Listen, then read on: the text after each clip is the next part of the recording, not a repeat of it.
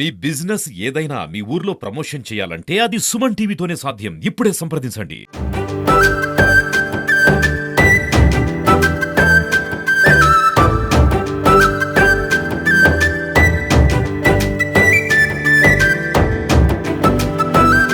Welcome to Suman TV. నా పేరు ధోని శ్రీనివాస్ యాదవ్. ప్రస్తుతానికి మనం నిర్మల్ జిల్లా తానూరు మండలం బోసి గ్రామంలో సల్ల శ్రీనివాస్ అనే యువ రైతు వద్ద మనం ఉన్నాము. కేవలం ఒకే ఒక్క వ్యక్తితో దాదాపుగా 10-11 ఎకరాల వ్యవసాయం చేస్తాడు. మరి ఎటువంటి కూలీల కొరత కూడా తక్కువ ఉంటుంది. మరి సల్ల శ్రీనివాసు ఏదైనా కూడా వినూత్నంగా ఆలోచిస్తాడు. ఏదైతే ఇప్పుడు టెక్నాలజీ పరంగా ముందుకు దూసుకెళ్ళి వ్యవసాయ రంగంలో ఈయన అందుబాటులో ముందుంటున్నారు. మళ్ళీ ఈ శ్రీనివాసుని చూసి ప్రతి ఒక్క రైతు, యువ రైతులు కానివ్వండి, ఇతర రైతులు కానివ్వండి, చుట్టుపక్కల గ్రామాల రైతులు కూడా ప్రతి ఒక్కరు కూడా శ్రీనివాస్కు వచ్చి సలహాలు కూడా, సూచనలు కూడా ఉంటుంది. కాబట్టి మనము ఇప్పుడు శ్రీనివాస్ ద్వారా మనం అడిగి తెలుసుకుందాం మరిన్ని వివరాలు. ఏదైతే దీనికి దానికి తేడా ఉంది. అవును, ఇదానికి సన్నం పడతాయి వాటర్. అవును, దీనికి ఎక్కువ నెలలు బిగిస్తారు పైపుకు. అది ఏదైతే ఆరు బిగించుకుంటారు కదా, రెయిన్ పైపుకు పెట్టే నలలు, ఆ నల ఎన్ని ఒక మినిమం ఒక పైపుకి ఎన్ని ఆరు బిగించుకుంటారు? ఈ చిన్న 3 సార్ల పద్ధతి ఉంది కదా, దీనికి ఒక్కొక్క దానికి ఒకటి వచ్చేటట్టు ఒక్కొక్క 20 ఫీట్ల పైపు 6 నలలు పెట్టాను. అది ఇక తక్కువ వాటర్ ఉన్నా మనకి ఎన్ని నలలు అవసరం ఉన్నా నలలు పెట్టుకోవచ్చు. నీళ్ళు తక్కువ ఉన్న వాళ్ళకు అది వర్తిస్తుంది. మనకి ఇది ఎక్కువ నీళ్ళు ఉన్నలకు ఈ సబ్లైన్ పైపు వర్తిస్తుంది. అది కూడా కాస్ట్ కూడా తక్కువనే. అవి కూడా 25 రూపాయల వాచర్ వస్తుంది. 25 నుంచి 30 రూపాయలుగా ఒక్కొక్క నల దొరుకుతుంది. ప్రతిరోజు ఇప్పుడు కరెంటు సమస్య కూడా చాలా వెళ్తుంది. కరెంటు కూడా మీ రైతులకు మెయిన్ పంట వేసుకున్నారంటే కరెంటు. ఇప్పుడు ఇందాక చెప్పినట్టు లేబర్లు పెట్టుకుంటే పొద్దున్న దాకా 10 గంటలకు వస్తాడు, సాయంత్రం తొందర 5 గంటలకు వెళ్ళిపోతా ఉంటాడు. ఈ పైపులు పెట్టడం ద్వారా మనం నైట్ కు రావాల్సిన అవసరం కూడా లేదు. ఇప్పుడు మనం సాయంత్రం వచ్చి సెడి వేసి పోయినామంటే మనం పొద్దున వచ్చేంత వరకు అవే వాడుతుంటాయి. బయటకు కూడా వెళ్ళాయి. మంచి చేను తిరుగుతా ఉంటాయి. మంచి చేను కట్ట అంతా కూడా మంచి చేను అంతా తడుస్తుంది. కట్టలు కూడా తడుస్తుంది. ఎప్పుడు వచ్చినా ఎప్పుడు పోయినా నైట్ లో మనం చేనులకు వెళ్ళాల్సిన అవసరం కూడా లేదు. నిలబడి పౌడ పట్టి ఇచ్చేది అవసరం లేదు. నిలబడి ఇచ్చేది అవసరం కూడా లేదు. ఈ ఫస్ట్ టైం విత్తనం నాటిన ఫస్ట్ టైమే నిలబడి చేయడం. ఇప్పుడు ఎన్ని రోజులు అవుతుంది మొత్తం మొక్కజొన్న ఇది? 1 మంత్ అవుతుంది. 1 మంత్ అవుతుంది. 1 మంత్ కి చాలా బ్రహ్మాండంగా పెరిగింది. ఈ చెట్టు నీడ ఉందని కొంచెం అక్కడక్కడ చూస్తే బాగుంది. చెట్టు నీడకు ఏంది. ఏదేమైనా కూడా సల్ల సీనుకు రైతులు ఫాలో కావాలి. ఎందుకోసం అంటే మీ విలేజ్ లా చుట్టుపక్కల చూస్తే అందరు కూడా మీరు ఎప్పుడైతే వ్యవసాయం మీద మొగ్గు చూపించిండ్రో అప్పటి నుంచి మీరు కొత్త పద్ధతులకు ఫాలో అవుతున్నారు. మిమ్మల్ని చూసి ఇతర రైతులు కూడా ఫాలో అవుతున్నారు. ఇప్పుడు దాదాపు మీ విలేజ్ లో చూస్తే ఇప్పుడు మొత్తం కూడా ఇదే సిస్టమ్ నడుస్తుంది. అవును, ప్రతి ట్రాక్టర్ కు 5 గిర్రలు 4 గిర్రలు వేస్తా ఉంటారు. మేము ఆల్రెడీ 6 గిర్రలు వేస్తా ఉంటాం. మధ్యలో ఆ బ్లేడ్ ని చేసి 2 భాగాలుగా వేసి ఈ 2 నెలలు. ఒకప్పుడు మీ గ్రామంలో గుంటూరు నుంచి వచ్చేవాళ్ళు. అప్పుడు గుంటూరు శ్రీహరి కానివ్వండి, ఇంకా ఇతరులు కానివ్వండి వచ్చి వాళ్ళు వ్యవసాయం ఇక్కడ భూములు పట్టుకొని చేసేవాళ్ళు. అప్పుడు కూడా పత్తిలో పద్ధతి ఏదైతే దగ్గర పోదే ఉందో వాళ్ళే పరిచయం చేసిండ్రు అనుకుంటా. వాళ్ళే పరిచయం.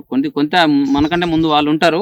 వాళ్ళ చూసి మనం చాలా నేరాల్సింది. కాకపోతే వాళ్ళు కొంచెం మందులు ఎక్కువ పడతారు, మన భూములు ఖరాబ్ చేసిపోతారు. అంతే కానీ మందులు ఎక్కువ పడతారు. మనం అట్లా కాదండి. ఈ పద్ధతిలో నీళ్లు తిరగడం వల్ల ఆ పంట దిగుబడి కూడా మనం ఇదే పద్ధతిలో చేస్తున్నాం, మందులు ఎక్కువ వేయకుండా. ఈ సంవత్సరం కూడా పత్తి తొగరి చాలా దగ్గర పెట్టిండ్రని. అవునండి, పక్కకి ఉంది కనిపిస్తుంది. చూద్దామా మరి? చూద్దాం. నా పత్తి చేను ఇదేనండి. ఇప్పుడు ఒక 3 ఎకరాల బిట్టు ఉంటుంది. 3 ఎకరాల బిట్టులో 4 పత్తి సార్లు, ఈ 2 తొగరు సార్లు. ఇది ఎట్లా అంటే ప్రతి సంవత్సరం మక్క వేయడం వల్ల భూమి సారం తగ్గుతుందన్న ఉద్దేశంతో పంట మార్పిడి చేద్దాం. పంట మార్పిడి సోయా అంటే సోయా కూడా కొంచెం ఈ తొగరు సార్లు వేస్తే సోయాలో మిషన్ వేయాలంటే మొత్తం దింగన అవుతుంది. అది పత్తి సార్లు వేసుకుంటే పత్తి వస్తుంది, ఈ తొగరి వస్తుంది. ఇప్పుడు ఏదైతే అంటే ఎక్కడ చూసినా కూడా 15 సార్లకు ఒక తొగరు సార్లు ఉంటుంది. అటు ఇటు తొగరదాలు ఉండగా మధ్యలో 15 వరుసలు లేకుంటే 12 వరుసలు 10 వరుసలు పత్తి సార్లు ఉంటాయి. మీరు చూస్తే కొత్తగా ఉంది. ఇప్పుడు ఏదైతే మీరు నాటుకున్న పద్ధతి కొత్తగా ఉంది. ఇప్పుడు అటు ఇటు తొగరదాలు వేసిన తర్వాత మధ్యలో కేవలం 4 సార్లు పత్తి సార్లు వేశారు. మరి మీరు ఇంతకుముందు వేసిన పత్తికి దానికి ఏమన్నా దిగుబడి పెరగటము దిగుబడి అయితే పత్తి అంతే ఉంది. చాలా మంది అన్నారు నాకు ఆ సాల దగ్గర కాయ మురుగుతుంది అన్నారు, కానీ నాకైతే ఆల్రెడీ ఇప్పటి వరకు నేను ఒకసారి పత్తి ఏరాను. ఎంత వెళ్ళింది పత్తి? 3 ఎకరాలు పత్తి ఈ పద్ధతిలో 3 ఎకరాలు ఉంది. 3 ఎకరాలు ఉంటే ఎకరాంకు నాకు వచ్చేసి ఫస్ట్ టైం కదా నేను తొందరగా వేసాను కాబట్టి ఎకరాంకు 4 కుంటల కొడుకు వచ్చింది. ఎకరాకు 4 కుంటలు వచ్చింది. ఇంకా ఉంది. ఇప్పుడు సీజన్ వచ్చేసి మళ్ళీ నెక్స్ట్ తొగరి. ఇప్పుడు ఇటు పత్తి వెళ్ళింది, నెక్స్ట్ తొగరి కూడా దగ్గర ఉంది, బ్రహ్మాండంగా ఉంది. అయితే తొగరి పూత ఇంత ఎక్కడ ఏ రైతుల చేనులో చూస్తే కూడా ఇంత పూతగా కనిపిస్తలేదు. మీ తాట మొత్తం పసుపు వర్ణంతో చేనంతా నిండిపోయింది. స్టార్టింగ్ చిన్నగా ఒక స్ప్రే చేశాను, క్లోరిఫైర్ పాస్ అని ఒక స్ప్రే చేశాను. మొన్ననే నీళ్లు కూడా పెట్టాను, మంచిగా పూతగా వచ్చేసింది. తొగరి ఇవి కూడా చట్టాలు కూడా అవుతున్నాయి, కాయలు కూడా ఆల్రెడీ వచ్చేస్తాయి. మినిమం ఎంత తొగరి ఎంత వెళ్ళే అవకాశాలు ఉంటది మీ అందాజ? ఇక మనం తెలియదు, ఫస్ట్ టైం మనం ఈ పద్ధతి ఫస్ట్ టైం నేను చేశాను.